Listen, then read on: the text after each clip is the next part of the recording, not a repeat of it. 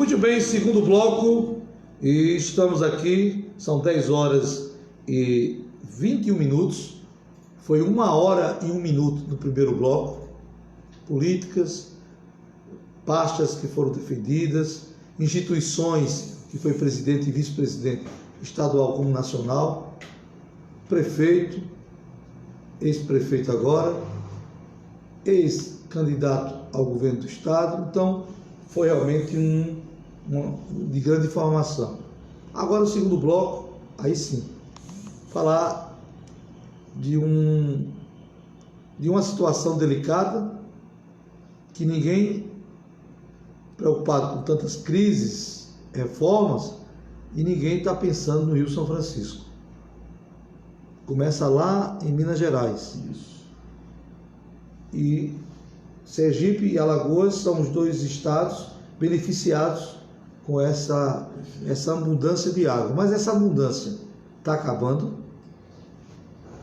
Meu grande amigo, pastor Milton, seu programa é muito importante. Esse Painel Alagoas é um programa de informação muito importante, eu estou sentindo isso. Eu gostaria de, antes de responder essa pergunta, de fazer só um preâmbulo a respeito da situação, não do Rio São Francisco só, sim, mas da situação da natureza no planeta Terra. Veja, nós vemos aí esses políticos todos brigando, né? Reforma, esquerda e direita, e não sei o que lá mais. Quando, na verdade, nós sabemos que o comunismo ruiu, acabou-se, e o capitalismo ele não foi capaz de fazer ou de operar as transformações que a sociedade tanto clama, não é verdade? Verdade. Nós vivemos hoje em um mundo selvagem, né? Onde o que está em jogo é o lucro. É o ter. Né? O que vale é o ter, não ser. Exatamente. E quando se pensa nisso, né? A gente vê falar guerra comercial Estados Unidos e China. Quando a gente vê que as nações, que as grandes congregações econômicas estão preocupadas apenas com o lucro, com ganhar mais, e quando nós verificamos que eles estão esquecendo esse planeta Terra, né, cujos recursos são finitos, ninguém pense que os recursos naturais desse planeta são infinitos, eles são finitos. E se são finitos, tem prazo de validade. Temos que ter responsabilidade e temos que agir com sustentabilidade. Então, é dever do político, sobretudo, olhar para as decisões que ele toma, mas com um olhar voltado para a sustentabilidade. A grande crise que nós vamos enfrentar em pouco tempo, meu amigo pastor Luiz Hamilton, é a crise hídrica, é a crise da água. A água é o ouro do futuro e nós não temos água. Apesar do planeta Terra, veja bem, ele ter 71% de sua superfície coberta de água, dessa água toda, 31% da superfície, né? Apenas 2% são de águas doces, ou seja, utilizáveis para dessedentação humana e animal, tá certo? Agora veja mais, essa água doce que nós achamos que é pouca, apenas 2%, ela é muito menos do que isso, sabe por quê? Porque grande parte dessas águas, elas se encontram incrustadas nas calotas polares, elas estão lá, é gelo, não serve para nós não bebemos aquela água, então nós só temos acesso a 0,33% desses 2% de água doce existente no planeta. Agora, segura aí esse percentual. Veja, Israel e a Austrália são dois países que desenvolveram um mecanismo de transformação de água salgada para água potável. Claro que tudo isso é um investimento, né, financeiro, mas também de coragem e atitude. Se o senhor fosse o presidente da República do Brasil, dentro do contexto das nossas regiões e da nossa federação, 8.511.565 km². Como é que o senhor, estamos numa imaginação, como presidente da República, sabendo que o Rio São Francisco está em decadência. Temos um mar aí enorme. Não poderia transformar essa tecnologia para o Nordeste, que tem esse caso, como o senhor falou, Traipu, sua cidade natal, que pouco chove, não poderia transformar a água salgada do mar em água potável, que a Austrália e Israel têm aí como experiência, porque o Rio São Francisco está morrendo. Você chega em Pão de Açúcar, você é capaz, tem dias que você pode até atravessar de Pão de Açúcar para Niterói. Ali eu conheço. Então, veja bem, isso é possível e eu acho que o futuro do mundo está voltado para isso e a curto prazo. É transformar água salgada em água doce, porque não tem água. No Haiti, por exemplo, a água consumida ela vai todinha em container, porque lá no Haiti não tem água. Imagine só. Já o Brasil não. O Brasil é o país mais rico em água doce do mundo. Sabe por quê? É do Brasil que estão situados os grandes aquíferos. Os 5 maiores aquíferos do mundo estão situados no Brasil. É o aquífero denominado de Guarani, que fica aqui na região sul. É o aquífero denominado de Alter do Chão, que fica na região norte. É o aquífero de Urucuia, que dá sustentação aos rios que alimentam o Rio São Francisco, e o aquífero de Furnas, e mais 2 ou 3 menores, que juntos eles contêm cerca de 16 bilhões de metros cúbicos de água no subsolo. Então veja, é muita água. Mas eu vou lhe dar um dado importante para você ver como é séria essa questão da água e como é complicada a questão da água para os países que não têm familiaridade com o manejo da água, como tem a Índia, como tem o Japão, como tem Israel e como tem outros estados. Vejam só, quando o russo Gagarin ele foi ao espaço sideral, ele se espantou quando lá do espaço ele viu que a Terra primeiro era redonda. Todo mundo sabia disso, mas ninguém tinha visto a circunferência de fora. Ele viu externamente, ele viu lá de cima que a Terra era redonda e era azul. A Terra era azul. Logo depois, isso aconteceu em 61, foi quando ele subiu ao espaço, foi o primeiro homem a subir ao espaço sideral. Logo em seguida, com a evolução tecnológica, foi possível se fotografar a Terra do espaço sideral e nós tivemos a primeira foto em cores do planeta Terra, onde aparece aquela esfera azul, azul turquesa, e no meio daquela esfera, essa foto foi tirada em cima da Sibéria, naquela região, lá na Rússia, Então, nessa foto, que é uma foto histórica, essa foto azul, a primeira foto em cores do planeta Terra, tirada do espaço, nessa foto nós vemos o globo azul. Taquarana, Elvio Peixoto, mandando um alô para o senhor, dizendo que é também defensor da bacia do Velho Chico. Está parabenizando o senhor, um assunto que ninguém gosta de falar. Verdade. Elvio Peixoto. Um grande abraço, Elvio. Fazendeiro lá, viu? O maior prazer falar com você e é uma satisfação que você esteja aqui. Está em Itaquarana, mas pelo site www.avozfm.com.br. Todos Itaquarana. Então veja só, lá nessa foto você verifica que no meio do globo tem um globinho, uma rodinha azulzinha, com um azul mais escuro do que o azul da Terra. Você sabe o que significa esse ponto nessa fotografia tirada há mais de 40 anos? Significa que aquela bolinha era o Mar de Aral. O que é o Mar de Aral? O Mar de Aral era o mar interior maior do mundo. Ele passa pelos países asiáticos, pelo Cazaquistão, pelo Uzbequistão, enfim, aqueles países todos que faziam parte da extinta União Soviética. Ora, um mar interior que tinha singrando as suas águas, isso há 40 anos, 500 transoceânicos. Um mar que oferecia uma riqueza enorme de pescados. Mas, por ser o mar interior, para onde é que corre o rio, meu pastor? O rio corre para o mar, não é verdade? E esse mar muito grande, tamanho do estado de Pernambuco, somado com Alagoas e Sergipe, Esse mar tinha ondas enormes, os navios singrandos e a fartura de peixe enorme. Era uma verdadeira fonte de riqueza para aquela região. Foi o que o homem, com a sua ação atrópica, fez. Ele começou a desviar água dos rios que alimentavam esse mar, que eram rios de água doce, para fazer irrigações. Então, tirar água do rio para irrigar as plantações de algodão, as estepes, etc, etc, etc.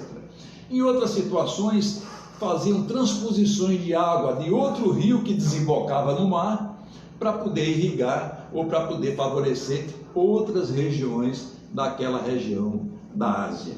E o que foi que aconteceu? De tanto se mexer nos rios, de tanto se fazer transposições sem um estudo tecnológico de sustentabilidade, o mar começou a secar. Então esse mar hoje, ele só tem 8% da sua quantidade de água. Hoje você encontra 500 navios transoceânicos, não mais dentro de água, mas no deserto. É o navio lá no deserto e o camelo passando ao lado. Veja que cena. O mar secou, o mar de Aral secou. Apenas o Cazaquistão, ele preservou cerca de 7% das águas e mantém ali aquelas águas preservadas, que ainda tem algum peixe, mas o mar de Aral é um cemitério. O que é que eu quero dizer com isso? O homem, o bicho-homem, acaba com tudo. Ora, se ele foi capaz de acabar com um mar, com ondas de 10 metros de altura, um mar que banhava mais de 10 países, né? O maior mar, não estou falando em lago não, o maior mar interior do mundo. Se o homem foi capaz de acabar com esse mar, ora, como é que ele não acaba com o Rio São Francisco, que é apenas um risquinho? Você passa no avião, você vê aquele risco, né, que vai da Canastra, em Minas Gerais, até aqui Alagoas e Sergipe. Então o homem acaba com tudo. O homem acabou com o Rio Colorado lá nos Estados Unidos, só que ressuscitaram o rio depois, porque começaram a desviar águas para fazer transposições. E o rio, pastor, o rio morre pela foz. Todo rio morre pela foz. Quando ele vai morrer, o sintoma da morte acontece na foz, não é na nascente. Ele começa a morrer pela foz. Então o rio começa a perder força pela falta de água. Vai recuando. Ele deixa de seguir em frente e começa a ir para os lados. E à medida que ele vai para os lados, ele cria ribanceiras, e aquela ribanceira aterra o leito do rio, e o rio vai ficando seco e salinizado. Então foi o que aconteceu com o Rio Colorado. Em razão desse tipo de comportamento, ele chegou a morrer a 100 quilômetros da sua foz, que fica no Golfo da Califórnia, lá no México. Veja, evidentemente que os governos, tanto do México como dos Estados Unidos, passaram 20 anos tentando ressuscitar esse rio, e hoje a água consegue chegar já novamente à foz. Eles estão cuidando do Rio Colorado como quem cuida de uma joia, porque eles aprenderam que não se pode mexer com a natureza dessa forma, assim, irresponsável. Será que o Brasil vai ter que apanhar, sofrer para aprender? Vamos então chegar no Brasil, né? O Rio São Francisco é o maior rio do Brasil. Quando eu falo em maior rio do Brasil, eu digo o maior rio exclusivamente brasileiro, porque nasce no Brasil e morre no Brasil. Não é o rio como o rio Amazonas, não é, que não é um rio puramente nacional, ele passa por outros países, mas o maior rio do Brasil é o Rio São Francisco. E eu quero lhe dar um dado muito importante. Esse tanque d'Arca, minutinho só, segura aí, é privilegiada porque a nascente do Rio São Francisco, a bacia passa por lá. O tanque d'Arca, tá? O Elvio está dizendo aqui, mandando aqui essa informação interessante, né? São 507 cidades que fazem parte. Senador Rodrigo Cunha está mandando um projeto para a manutenção do Rio São Francisco. Não é só tanque d'Arca, tem que ser toda a Alagoas. Eu vou chegar nesse ponto, e eu já conversei com o senador Rodrigo, que é meu amigo particular, sobre isso. Veja só, quando o Rio São Francisco foi descoberto em 1501 por Américo Vespúcio, Esse rio tinha uma vazão que chegava a 11 mil metros cúbicos por segundo. Vazão é o deflúvio, é a água que vai para o mar. Veja que vazão, 11 mil metros cúbicos de vazão por segundo. É uma fartura, é uma maravilha, né? De modo tal que quando Américo Vespúcio ele vinha fazendo a catalogação dos acidentes geográficos do Brasil para atender a corte portuguesa, ele passou pelo Rio São Miguel, denominou o nome do rio de Rio São Miguel, porque era o dia do santo, e ele veio pela costa brasileira. Quando ele chega aqui à altura de Piaçabuçu, alguém da esquadra de Américo Vespúcio, do Florentino Américo Vespúcio, alguém disse, comandante, o que nós estamos vendo ali adiante é alguma coisa inacreditável, parece ser um rio. E o que é mais incrível, nós estamos tomando água doce em pleno Oceano Atlântico. Então veja, a força do rio era tão grande, pastor, que afastava, que ela invadiu o mar, ela ia mar adentro e a pessoa tomava em pleno alto mar água doce. Nesse dia o rio começou a morrer. Sabe por quê? Porque criaram as bandeiras, né, os bandeirantes, e eles fizeram do Rio São Francisco a porta de entrada para o Brasil Central. E aí começaram a devastar todo o rio, a tirar madeira para fazer carvão, a tirar madeira e desmatar as margens para fazer plantio para a criação de gado. Depois veio a era da mineração. Então era tanta procura de ouro e de pedras preciosas do rio que os cascalhos dessa mineração terminaram aterrando grande parte do Rio São Francisco. Depois veio a era do eucalipto, então achou-se de se plantar eucalipto na margem do Rio São Francisco. E depois veio a era das hidrelétricas. Veja, não sou um santo mesmo para aguentar tanta agressão como o São Francisco, né? Então, isso tudinho, ao longo do tempo, fez o rio ir morrendo. Sem falar que o rio está, grande parte dele, situada no Nordeste setentrional, ou seja, na área mais seca do mundo, em uma das regiões mais inóspitas do mundo, aonde, além de toda essa agressão feita pelo homem, né? Além de tudo isso, a evaporação leva 40% da água do São Francisco. A evaporação é a água que é levada pelo calor. Os 60% Sueli entrou agora. Foi? Maravilha, um abraço na Suleca. Aí veja só, e além da evaporação, nós temos a evapotranspiração, que é a água que é tirada pelas plantas. Tudo isso aí são perdas. Então, o Rio São Francisco, que ele é alimentado por 169 afluentes, dos quais 90 perenes e o resto intermitentes, o Rio São Francisco começou a ter a sua vazão diminuindo. Então, era 11 mil no descobrimento, em 1501, 20 anos depois era 9 mil, 30 anos depois já era 8 mil, 200 anos depois passou a ser 6 mil metros cúbicos por segundo. Nesse tempo, o Rio São Francisco não era conhecido como Rio São Francisco, era conhecido como Rio dos Currais. Por quê? Porque nas suas margens só tinha gado, era plantio de pasto e o gado comendo pasto, porque era para isso que servia o Rio São Francisco. Ora, devastou-se a Caatinga, que era o maior bioma do São Francisco, acabou-se com a mata ciliar, e o rio começou a sofrer. E para piorar, meu amigo, esses aquíferos, o aquífero de Uruguia, que dá sustentação ao São Francisco, que está no subsolo, ele começou também a secar. As nascentes começaram a deixar de brotar. Então, o que é que nós temos? Temos o rio moribundo. O rio tem o estado juvenil, né? E ele tem o estado maduro, e ele tem um estado senil. Veja, o rio juvenil... O secretário da administração, Rogério, está mandando um abraço para o senhor.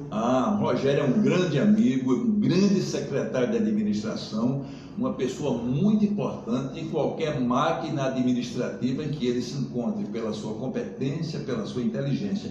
É como a Sueli, é uma mulher que quando chega faz bonito, está de parabéns, fez de Traipu um lugar visível, deu visibilidade a Traipu, colocou Traipu na rota do São Francisco e defende as colônias, né? É uma pessoa que entende muito de pescados também. Então, esses dois secretários estão realmente de parabéns. Voltando ao Rio São Francisco. Então, aí voltando ao Rio. Veja, todas essas agressões fizeram o Rio ir perdendo água, e perdendo força, e perdendo a sua soberania, a pujança das suas águas, né? Enfim, o Rio começou a definhar. Para piorar a situação, vieram as hidrelétricas. São muitas. Nós temos a hidrelétrica de Três Marias, em Minas. Nós temos a hidrelétrica de Mochotó. Nós temos a hidrelétrica de Itaparica. Nós temos a hidrelétrica de Sobradinho. Nós temos a hidrelétrica de Paulo Afonso. Paulo Afonso I, Paulo Afonso II, Paulo Afonso III, Paulo Afonso IV. E nós temos a hidrelétrica mais moderna, que é de Xingó, que fica aqui em Alagoas. Mas retendo essas águas, o sentido é reter. A hidrelétrica não acaba com o rio. Em alguns aspectos até ajuda. Mas o problema é que ela agride o meio ambiente, ela agride o ecossistema, né? Então não deixa de ser uma agressão à natureza. Agora, some a isso tudo a falta de água nas cabeceiras, sim, a falta de chuva, e some a isso tudo as outorgas para retirada de água para propriedades privadas, são milhões, fora outros milhões de tiradas de águas clandestinas. Então nós temos fazendas no São Francisco que tem um verdadeiro mar dentro delas, águas tiradas do Rio São Francisco. Então o que é que acontece? Isso não é um monopólio onde os políticos ficam cegos, porque alguns interesses existem aí. Por exemplo, a manutenção dos carros-pipas no Nordeste mantém famílias de renomes, empresas de renomes. Por que não dar a solução ao Nordeste, não só o Rio São Francisco, mas trazer, por exemplo, Israel ofereceu toda a tecnologia a Jair Messias Bolsonaro para resolver a situação do Nordeste. Israel ofereceu. Olha, o Nordeste, ele é uma região bastante rica em água no seu subsolo. Sim. O grande geólogo e estudioso de águas chamado João Suassuna, ele disse: o Nordeste tem tanta água dentro do seu subsolo que jamais seria necessária uma transposição de água do São Francisco. Isso é uma agressão à natureza, é um desperdício de dinheiro. E olha, sabe quais são as empresas que fazem parte do consórcio da construção, da transposição? Pela primeira vez, senti um teor de raiva, de revolta do senhor. Odebrecht, OAS. O senhor tem raiva disso aí, né? Tem, porque são as empresas que fizeram parte da Lava Jato. Só lucro. Só dinheiro. Olha, eles fizeram um túnel, só para você ter uma ideia, de 500 metros para a transposição do rio. E depois que eles terminaram esse túnel, furar um túnel na Caatinga, numa zona onde só tem pedra, e depois que você fura 500 metros de túnel, chega o engenheiro-chefe com o mapa e dispara tudo. O túnel está no lugar errado, não é aqui, é ali. Aí faz um novo aditivo e se constrói um novo túnel. Isso é o quê? Isso é botar dinheiro do brasileiro na mão desses empresários corruptos, que é o que tem no Brasil. E os órgãos fiscalizadores? Pois medidas foram tomadas nesses aspectos, aí agora, quando isso aí foi descoberto, né? Mas as empresas continuam fazendo parte do consórcio, é isso que eu não entendo. Mas há 15 anos atrás, o governo federal, ele baixou um decreto, veja que absurdo, veja o que é o Brasil, veja o que é Sucupira, né? Um país das ilusões, um país da fantasia. Baixou-se um decreto no Brasil dizendo que a vazão do Rio São Francisco ela jamais poderia baixar dos 1.500 metros cúbicos por segundo, como se o homem pudesse, através de uma lei ou de um decreto, controlar a natureza, não é? Ora, começaram a mexer mais ainda no rio, mais e muito mais, o clima mudou, as chuvas deixaram de cair, o rio secou, e você sabe qual é a vazão do Rio São Francisco hoje? 800 metros cúbicos apenas. 800 metros cúbicos por segundo. Ele tinha 11 mil metros cúbicos no início, hoje ele tem 800 metros cúbicos por segundo, ou seja, o rio já não está no seu estado nem juvenil, nem maduro, ele está no seu estado senil, ele está na UTI, para não dizer que ele já está morto, porque o rio Eufrates, que o senhor conhece muito bem, pastor, um homem estudioso, um homem de Deus, o rio Eufrates, que fica situado na região da Mesopotâmia, né? São 4 braços que passavam no Jardim do Éden. O Jardim do Éden morreu. O Jardim do Éden morreu. Eufrates, Tigre. Tigre, exatamente. Entre o Tigre e o Eufrates, no meio fica situado o Jardim do Éden. O rio Eufrates, ele tinha um caudal igual ao rio São Francisco. O rio São Francisco, ele tem uma extensão de 2.800 quilômetros. O rio, curiosamente, o rio Eufrates tem uma extensão de 2.920 quilômetros, muito parecido. O caudal é o mesmo, ou seja, a quantidade de água era praticamente a mesma nas origens. O rio Eufrates foi decretado morto, e foi decretado morto por vários países banhados por ele. O São Francisco só passa no Brasil, mas o Brasil não decretou a morte do rio. O rio ainda permite uma navegação, se não for barco de grande calado, você ainda navega. Mas o pescado... Pão de Açúcar, a balsa praticamente parada. O pescado desapareceu, você já não tem mais o mandim, você não tem mais o surubim, você não tem mais o pacamão, você não tem mais o cari, você não tem mais a xira. Piranha, né? A piranha você já não tem mais. Então esses rios nativos, esses peixes nativos, você já não tem mais no rio. Você já em Penedo, você já pega caranguejo e siri, quer dizer, que vem do mar para o rio. Porque como o rio está com a sua calha fraca, a água do mar vai e termina adentrando no rio São Francisco. Então a situação é essa, é uma situação de calamidade, uma situação horrível. Outra coisa que engana muitas pessoas, a gente verifica que mesmo nas margens do São Francisco, as pessoas morrem de sede. Tem municípios na margem do São Francisco cuja população depende do carro-pipa para tomar água. E aquelas comunidades que estão situadas na beira do rio não sabem manejar a água para o plantio. E isso é responsabilidade estatal. Isso é responsabilidade dos órgãos ambientais. Veja, se você vai irrigar uma área que está na beira do rio e você usa muita água para isso, você vai terminar encharcando esse solo. Então você pode ter durante um certo tempo uma área verde, um oásis, algo que pode parecer bonito, mas aquela água, o calor vai levar aquela água, né, para o espaço, e o que vai ficar embaixo são os sais. O solo fica salinizado. Quando eu falei para vocês sobre o Rio Colorado, eu disse, a 100 quilômetros do Golfo é só sal. Depois se recuperou. Foi preciso uma luta muito grande, mas Estados Unidos... Mas dinheiro, né? Também tem condições disso, né? Então, o São Francisco precisa urgentemente de uma solução. Eu faço a pergunta, dentro desse contexto, o Rio São Francisco precisa muito urgentemente de solução. Quais são os mecanismos para essa solução?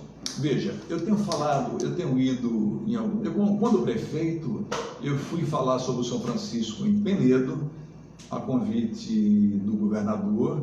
Eu fui falar sobre o São Francisco em Mossoró, a convite da prefeita daquele município, cuja transposição passa por perto. Eu fui falar em Aracaju, em várias oportunidades, em Porto da Folha, eu fui a Palmeira dos Índios, eu fui a Água Branca, eu fui a cerca de 30 lugares falar em rádio, falar para auditórios sobre o Rio São Francisco, mostrar a realidade desse rio. E sempre estavam presentes nessas minhas palestras pescadores, pessoas que conhecem o rio mais do que ninguém, pessoas que dependem do rio e que estão hoje passando fome. E o que é pior, as pessoas estão deixando a região. As pessoas estão deixando a região, estão indo para São Paulo e naturalmente depois vão voltar, porque tem sido esse o futuro dessas pessoas que deixam essas regiões. Voltam e quando voltam a situação é pior ainda. Encontra a família degradada, o ambiente ainda pior, o rio não encheu, ou seja, a terra não presta mais para a lavoura, enfim, é um pandemônio, a situação do rio é muito triste e nós precisamos salvar o Rio São Francisco, senão nós vamos morrer de sede e no escuro, porque nós não vamos ter água para beber, nem nós vamos ter energia para poder fazer funcionar as empresas e para iluminar as residências.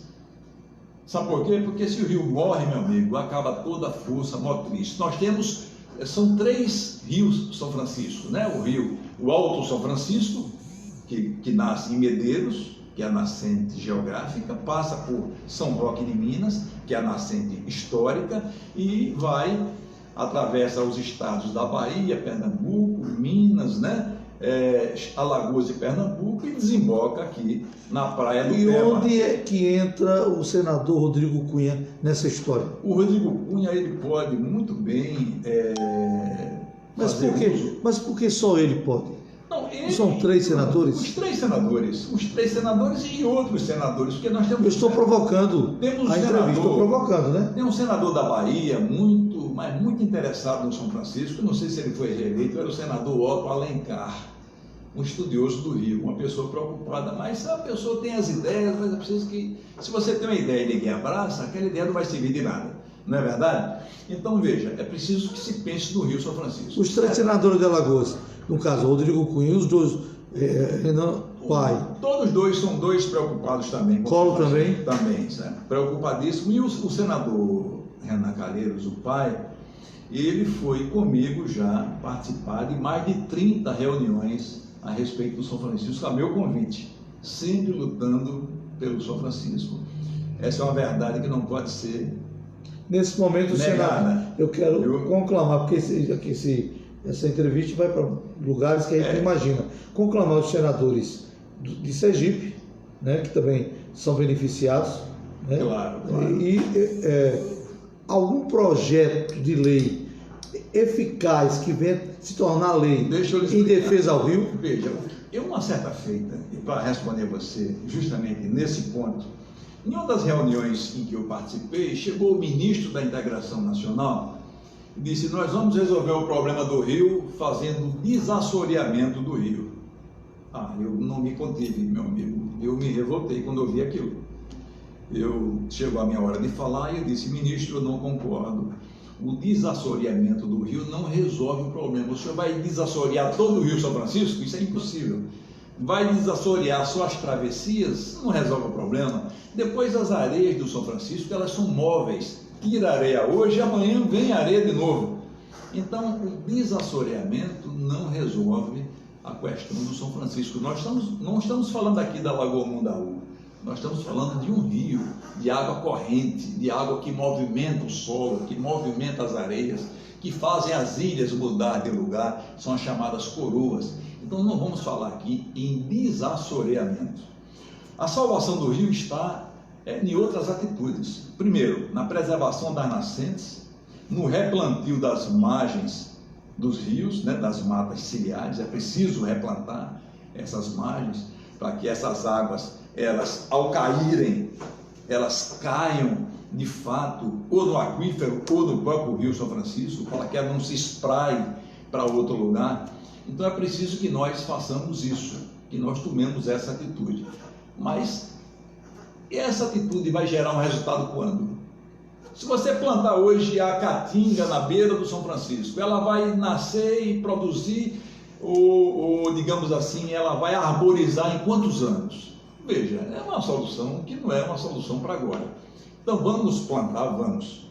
Vamos evitar os dejetos, vamos, porque outra grande agressão que se faz ao rio é a deposição de dejetos, seja de indústria, seja das casas. Nós só temos, são 507 cidades na bacia do São Francisco. E veja, essa bacia beneficia mais de 15 milhões de pessoas, porque essa bacia vai para o estado de Goiás, pouca gente sabe disso, e essa bacia vai para Brasília também.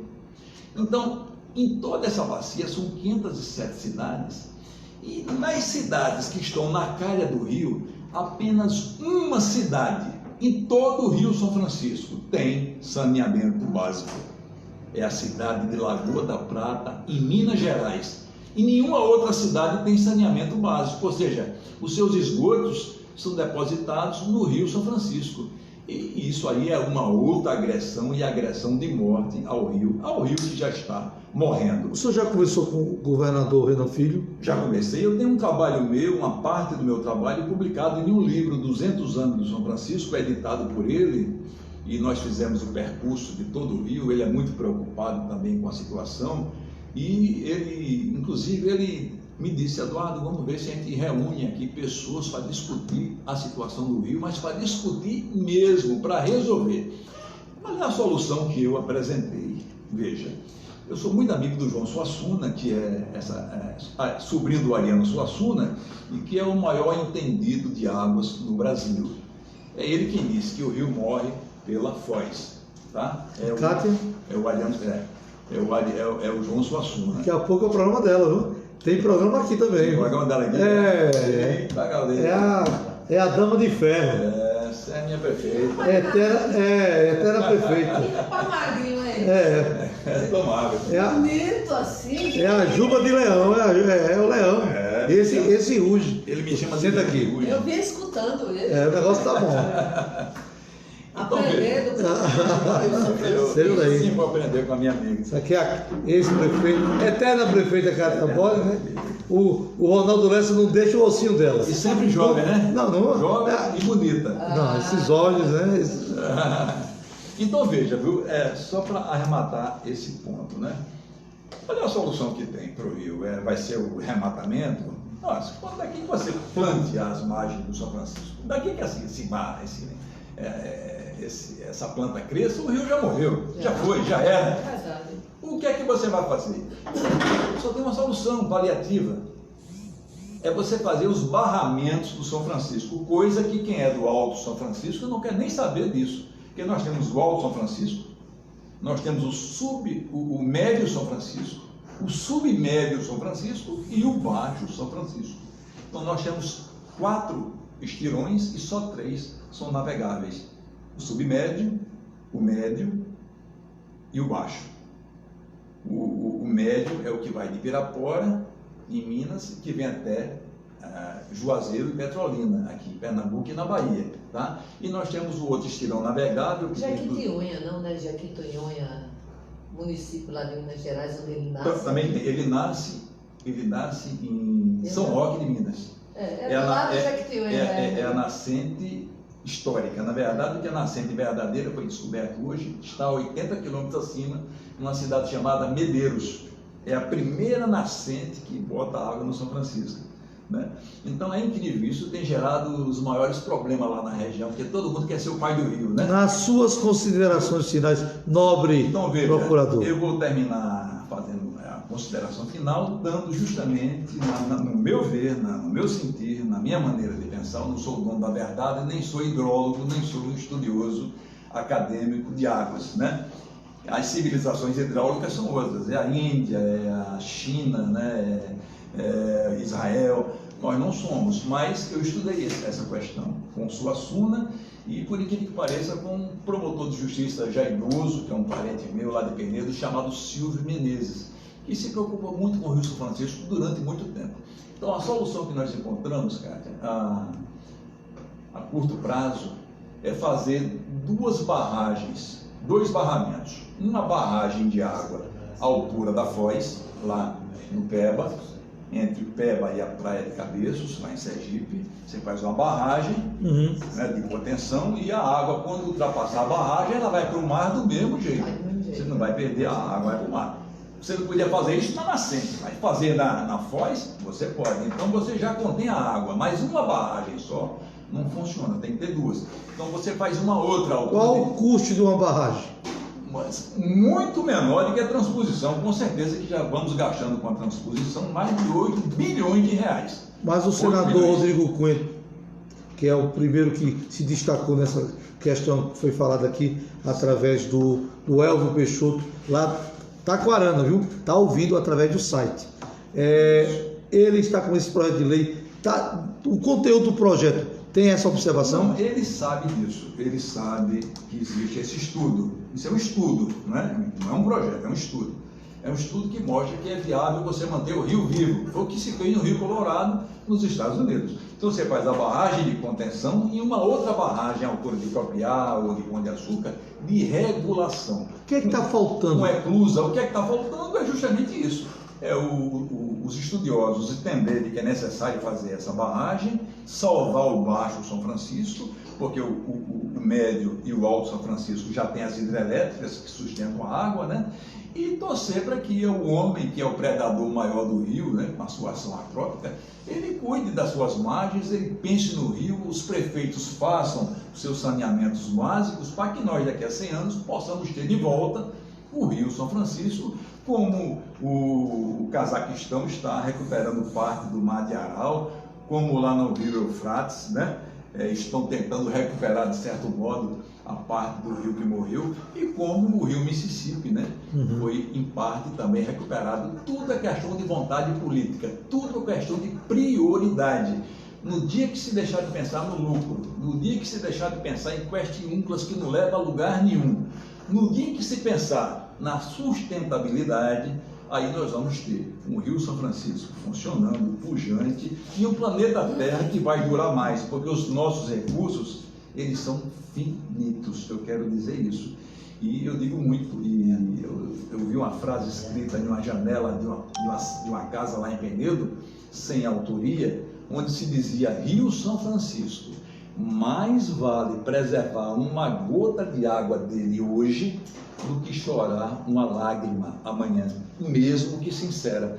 Muito bonita essa frase, e essa frase foi encontrada há 30 anos, quando eu fiz o primeiro congresso sobre o Rio São Francisco, lá em Penedo, onde nós levamos muitas autoridades ligadas ao tema, e nada foi feito de lá para cá. Os políticos de Alagoas, começando pela esfera Senado, deputados federais, estaduais e a Câmara Mirim, qual o recado, e prefeitos, qual o recado que o senhor, como estudioso, nesse momento não é o procurador, nesse momento é o estudioso, que o senhor deixa para que haja esse despertamento dentro dessa musculatura que o senhor está precisando?